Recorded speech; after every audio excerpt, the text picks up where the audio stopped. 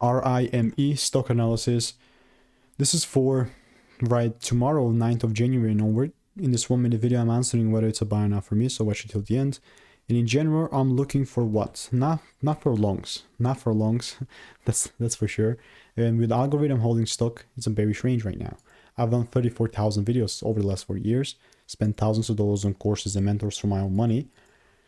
And the way that I'm approaching RIME right now is that beforehand it was a bearish bias, now it's still a bearish bias since we're beneath this supply zone. Broke with the wick, but don't really care. Around here we don't care about wicks because they're so dishonest. And if I see a second break beneath these lows, then and only then I'll short. So I'm definitely keeping you updated. More so following the higher time frame chart for a day/swing trade perspective.